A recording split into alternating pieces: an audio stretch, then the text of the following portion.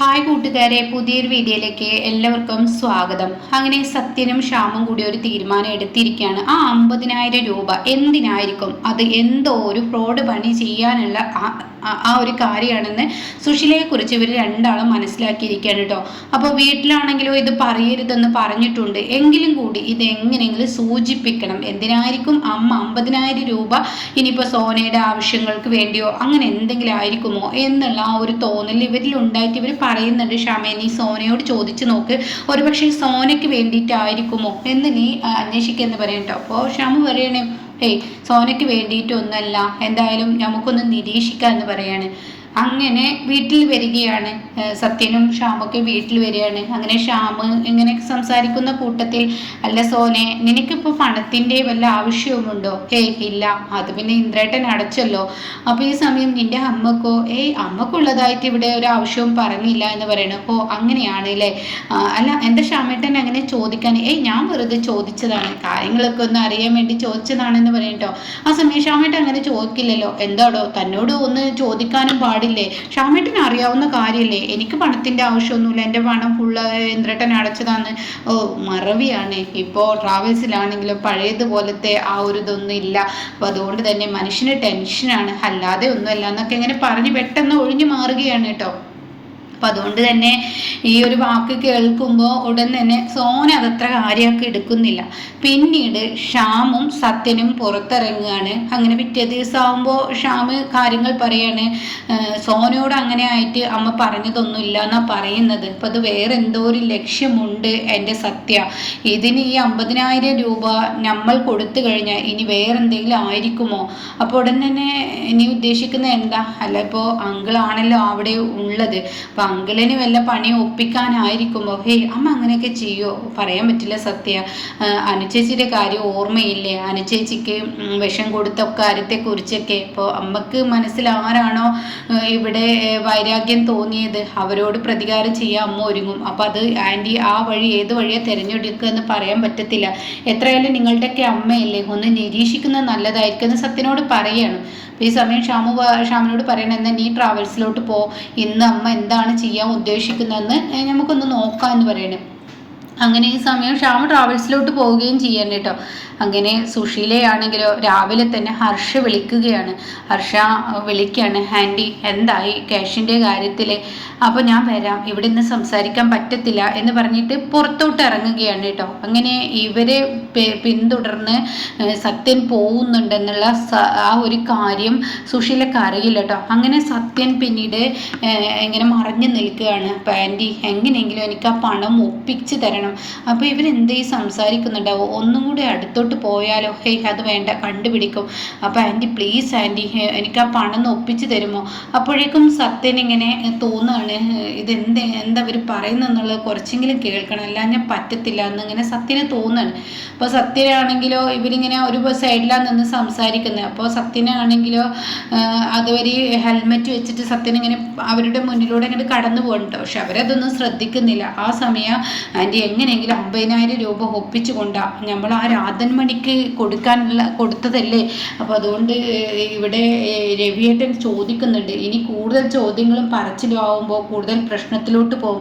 Anti ആ പണം എങ്ങനെയെങ്കിലും എത്തിച്ചു കൊണ്ടാ എന്ന് പറയണ്ടോ. ആ സമയമാണെങ്കിലോ ഈ ഒരു വാക്ക് കേൾക്കുമ്പോൾ ഈ ഷെമിക്ക് എൻ്റെ ഹർഷേ, ഞാൻ എൻ്റെ മോനോട് പറഞ്ഞിട്ടുണ്ട്. സത്യനോടോ എന്താ ഈ പറയുന്നത്? സത്യനോട് ഈ വാക്കുകൾ പറയാൻ പോയിരിക്കേ, സത്യനോടല്ലാതെ പിന്നെ ഞാൻ ആരോട് പറയാനാണ്? കാരണം ഇന്ദ്രനോട് പഴയതുപോലെ ഒന്നും ചോദിക്കാൻ പറ്റില്ല. ഇപ്പോൾ ബ്യൂട്ടീഷ്യൻ കോഴ്സ് എന്ന് പറഞ്ഞിട്ട് ഈ പറയുന്ന സോനയ്ക്ക് പണം വാങ്ങിയതാണ്. അപ്പോൾ അവനിൽ സംശയം ഉണ്ടാക്കും. മാത്രമല്ല അനുപമ ഇത് ശ്രദ്ധിക്കും. അപ്പോൾ അത് ഒഴിവാക്കാൻ അവനാണെങ്കിലും ഇപ്പോൾ അവൻ്റെ ഭാര്യയോട് എന്തും തുറന്നു പറയതുകൊണ്ട് അവനിൽ ചോദിക്കാൻ പറ്റില്ല.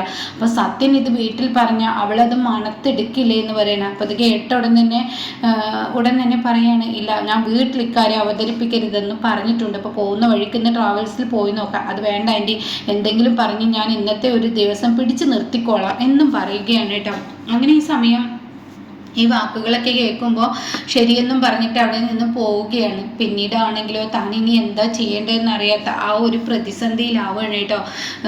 ഇവിടെ സത്യൻ വരികയാണ്. അപ്പം സത്യനോട് പറയാണ്, സത്യ ഞാൻ എന്നോട് ഒരു 50,000 കാര്യം പറഞ്ഞിരുന്നില്ലേ, അതെന്തായി എന്ന് ചോദിക്കുമ്പോൾ തന്നെ സത്യം പറയണേ, അമ്മ പറയുന്നത് പോലെ പെട്ടെന്ന് അങ്ങ് എടുത്ത് തരാൻ അവിടെ എടുത്തു വെച്ചിട്ടൊന്നുമില്ല, അത് അമ്മ ആലോചിക്കണം. അപ്പോൾ എനിക്ക് ഈ പണം എനിക്ക് കൊടുക്കേണ്ടത് ആർക്കാണ് നമുക്ക് കൊടുക്കേണ്ടത് എന്ന് സത്യൻ ചൂടാവുകയാണ്.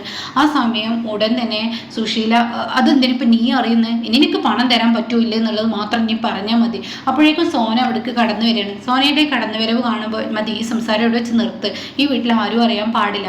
അപ്പോൾ ഉടൻ തന്നെ സത്യനെ ഇത് കൂടുതൽ സംശയത്തിലോട്ട് പോവാണ്. എന്നാൽ ഈ സമയം സുശീലക്കാണെങ്കിലോ ഫോൺ അടിക്കുന്നുണ്ട്. അപ്പോൾ സോന വന്നിട്ട് പറയാണ്, അമ്മയുടെ ഫോൺ ഒരുപാട് നേരമായി അടിക്കുന്നത് പറയാണ്. അപ്പോഴേക്കും വേഗം പോവുകയാണ്. അപ്പോൾ ശ്യാമാണെങ്കിലോ പതിയെ സുശീലയുടെ പിറകെ പോവുകയാണ്. അപ്പോൾ സുശീലയാണെങ്കിൽ ഫോൺ പെട്ടെന്ന് എടുത്ത് പുറത്തോട്ട് കിടക്കുകയാണ്. ശ്യാമിൻ്റെ റൂമിലെ ബാക്ക് സൈഡിലാണ് സുശീല നിന്ന് സംസാരിക്കുന്നത്. ആ പറ ഹർഷേ, അതെ ആ പണം ഇല്ലേ, ആ പണം പെട്ടെന്ന് എനിക്ക് നാളെ തന്നെ തരാൻ നോക്കൂ, നാളെ വൈകിട്ടെങ്കിലും എങ്ങനെയെങ്കിലും ഒപ്പിക്കാൻ നോക്ക്. അത് ഹർഷേ, ഒരു പ്രശ്നമുണ്ട്, ഇവിടെ സമ്മതിക്കുന്നില്ല, ഇനിയിപ്പോൾ എന്താ ചെയ്യുക, ഇവിടെ സത്യനാണെങ്കിലും പെട്ടെന്ന് തരുന്നില്ല, അവൻ്റെ കയ്യിൽ നിന്ന് പണ്ടേ ഒരു കാര്യം അവനൊന്നും പെട്ടെന്ന് ചെയ്യത്തില്ല, അവനെ അറിയാലോ എന്നൊക്കെ ഇങ്ങനെ പറയുകയാണ്. ഇനിയിപ്പോൾ ആൻറ്റി ഞാൻ എന്ത് രവിയേട്ടനോട് പറയാം, രവിയേട്ടൻ ഇത് കൂടുതൽ പ്രശ്നമാവുന്നതിന് മുന്നേ ഇത് എങ്ങനെയെങ്കിലും സോൾവ് ചെയ്യണം ആൻറ്റി, ഞാൻ എന്താ ചെയ്യുക, എൻ്റെ പക്ഷേ എനിക്കറിയാം എൻ്റെ മാനസികാവസ്ഥ എന്തെന്ന്, അപ്പോൾ അതുകൊണ്ട് ഞാനൊരു വഴി പറയാം, എൻ്റെ ഗോൾഡ് എൻ്റെ വളയോ, അപ്പോൾ ആൻറ്റി അത് ചോദിക്കില്ല അല്ല, അപ്പോൾ എന്താ ചെയ്യുക, അല്ല അതൊരു വഴിയില്ല എന്നിങ്ങനെ പറയാൻ കേട്ടോ. അങ്ങനെ ആ സമയം ഈ വാക്കുകൾ ഇങ്ങനെ കേൾക്കുകയാണ്. അപ്പോൾ രാധൻ മണിക്ക് കൊടുത്തതാണെന്ന് പുറത്തൊരിക്കലും വരാൻ പാടില്ല എന്നിങ്ങനെ പറയണം കേട്ടോ. നമ്മൾ കൊട്ടേഷൻ കൊടുത്തതല്ല, അതൊരിക്കലും പുറത്ത് വരരുത്, അതുകൊണ്ട് കൂടുതൽ സത്യനോട് ചോദിച്ചാൽ സത്യനെ എന്തിനും സംശയക്കണ്ണിലൂടെ കാണുന്നവനാണ്. പിന്നെ എൻ്റെ മരുമകൻ എന്ന് പറയുന്നത് ആ അനുപമയുടെ കൂട്ടുപിടിച്ച് നടക്കുന്നവനാണല്ലോ, അതുകൊണ്ട് അവനും ഉണ്ടാവും. സോനയാണെങ്കിൽ ഫോൺ വന്നിട്ടുണ്ടെന്ന് പറഞ്ഞിട്ടുണ്ട്, അപ്പോൾ അതുകൊണ്ട് നിർത്തിയേക്കെ എന്ന് പറയണം കേട്ടോ. ഇതേ സമയം ഈ ഒരു വാക്കുകളൊക്കെ കേൾക്കുമ്പോൾ ഉടൻ തന്നെ ശ്യാമനെ ആകെ ഞെട്ടിപ്പോകണം. പിന്നെ ശ്യാമ സത്യനെ വിളിച്ചു കൊണ്ടുപോകണം. സത്യ, ഇത് കുറച്ച് കാര്യമായ പ്രശ്നം തന്നെ, രാധമണി എന്നൊക്കെ പറയുന്നു. അപ്പോൾ സത്യം പറയണേ, ഞാനിന്ന് ഇവരുടെ സംസാരത്തിൽ ഞാനും കേട്ടു. അപ്പോൾ കൊട്ടേഷനാണ് സംഭവം, കൊട്ടേഷൻ കൊടുത്തിരിക്കുന്നു. എൻ്റെ ബലമായ സംശയം ശരിയാണെങ്കിൽ അത് തന്നെ നിൻ്റെ അച്ഛന് കൊട്ടേഷൻ കൊടുക്കുന്ന കാര്യത്തെക്കുറിച്ചായിരിക്കും, അതിനുള്ള പണമായിരിക്കും. എന്തായാലും സത്യ, നിങ്ങളൊന്നും ഇതിന് കൂട്ടു നിൽക്കരുതെന്ന് പറയുമ്പോൾ സത്യം പറയണം, ഒരിക്കലും അതിനൊന്നും ഞങ്ങൾ കൂട്ടു നിൽക്കത്തില്ല. എന്തായാലും ഇതിൻ്റെ സത്യാവസ്ഥ ഇത് എനിക്ക് കയ്യോടെ പിടികൂടണം, ഇത് കൂടുതലായി ഞാൻ അന്വേഷിക്കട്ടെ, എന്നിട്ട് എൻ്റെ അമ്മ പഴയതുപോലെ ഓരോ ക്രിമിനൽ കുറ്റങ്ങൾ ചെയ്തു കൂട്ടിയാൽ അതിൻ്റെ ഭവിഷ്യത്ത് മക്കൾ പോലും ബാധിക്കുമെന്നുള്ളത് അവരറിയുന്നില്ല. അവർ മുമ്പും പിൻപും നോക്കാതെ ഓരോ കാര്യങ്ങൾ ചെയ്താൽ പിന്നെ അവരെ പുറത്തിറക്കാൻ നാട്ടുകാരുടെ പഴിപറയിലും ഇനി കേൾക്കാൻ പറ്റത്തില്ല. അതെന്തായാലും ആ മനുഷ്യനൊരു പാവമാണ്, നിങ്ങളോട് തെറ്റ് ചെയ്തിട്ടുണ്ടാവും, പക്ഷെ ആ മനുഷ്യൻ അതും അതിലപ്പുറം മരുഭൂമിയിൽ അനുഭവിച്ചു കഴിഞ്ഞിട്ടാണ് അദ്ദേഹം ഇവിടെ വന്നിട്ടുള്ളത്. പൊളിച്ച ചോറും മറ്റുള്ളതും ഒക്കെ കൊടുത്തിട്ടും ഈ പറയുന്ന അദ്ദേഹത്തിൻ്റെ പരിഭവം പരാതിയില്ല, മക്കളുടെയും എല്ലാം ശിക്ഷ അയാൾ ഏറ്റുവാങ്ങുകയാണ്. അയാൾക്കിട്ടിട്ടാണ് പണിയതെങ്കിൽ പോലീസിനോട് ഉത്തരം പറയേണ്ടി വരും കേട്ടോ. അപ്പോൾ വീട്ടിൽ വീണ്ടും ഒരു സീനുണ്ടാവും. അതിനു മുന്നേ സത്യൻ നീ ഒന്ന് ഇറങ്ങുന്നത് നല്ലതായിരിക്കും എന്നുള്ളത് സത്യനോട് പറയാണ്. അങ്ങനെ സത്യൻ ഇനി കൊട്ടേഷൻ പൊടിച്ച കാര്യത്തെക്കുറിച്ചും ആരാണ് ഈ രാധൻ മണി എന്ന് കണ്ടെത്താനുള്ള ആ ശ്രമവും ഇനി നടത്തൂ കേട്ടോ. അങ്ങനെ സത്യനും ശ്യാമും മറഞ്ഞു നിന്ന് പലവട്ടങ്ങളായി സംസാരിക്കുന്നത് അനുപമയുടെ ചെവിയിൽ കേൾക്കുകയാണ്. അപ്പോൾ അനുപമ, എന്താണ് നിങ്ങൾ പറയുന്നത്? അതെ എൻ്റെ അനുവടുത്തി ഒരു പ്രശ്നമുണ്ട്, എന്താ എന്നോട് പറയാൻ പറ്റാത്ത എന്തെങ്കിലും ആണോ? ഏട്ടത്തിയോട് എല്ലാം ഞങ്ങൾ തുറന്നു പറയും, പക്ഷേ ഇത് ഇന്ദ്രേട്ടനോട് പറയരുത്. അമ്മ ഞങ്ങളോട് വന്നിട്ട് ഒരു 50,000 രൂപ ചോദിച്ചിട്ടുണ്ട്, അതെന്തിനാണെന്ന് അറിയില്ല. ഈ രാധൻ മണി എന്ന് പറയുന്ന ഒരാൾക്ക് കൊടുക്കണം എന്നൊക്കെ ആ ഹർഷയോട് പറയുന്നത് കേട്ടു ഞാൻ, അതുപോലെ തന്നെ ശ്യാമും കേട്ടു. ഇതെന്തിനാണ്, കൊട്ടേഷനാണ് എന്നൊക്കെ പറയുന്നത് കേട്ടു. അതാണോ?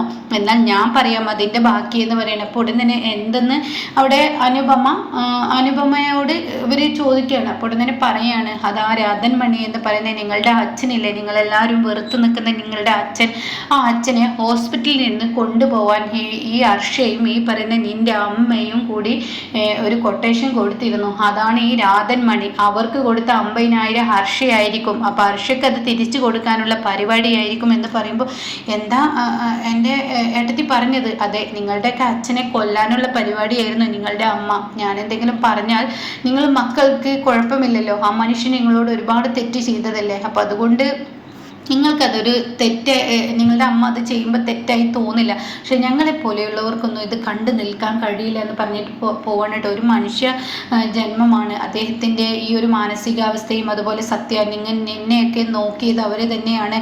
പിന്നീട് എങ്ങനെയാണ് ഈ അവസ്ഥയിലായതെന്ന് ഉള്ളത് ആരും അന്വേഷിക്കുന്നില്ല. ഒരു മനുഷ്യൻ എപ്പോഴാണ് ഒരു ബുദ്ധിമുട്ട് വിഷമം അതിനെക്കുറിച്ചൊന്നും പറയുന്നില്ല, അത് നേരിട്ട് മനസ്സിലാക്കും എന്നൊക്കെ പറഞ്ഞു കൊടുക്കുകയാണ് കേട്ടോ. അപ്പോൾ ഇതൊക്കെ അറിയുന്ന സത്യൻ ഇനി വെറുതെ വിടില്ല സുശീലയെ. അങ്ങനെ 50,000 രൂപ തരാൻ പറ്റത്തില്ല എന്നുള്ള തീരുമാനവുമായി മുന്നോട്ട് പോകുമ്പോൾ സുശീല ഇനി അടുത്ത വഴി നോക്കുകയും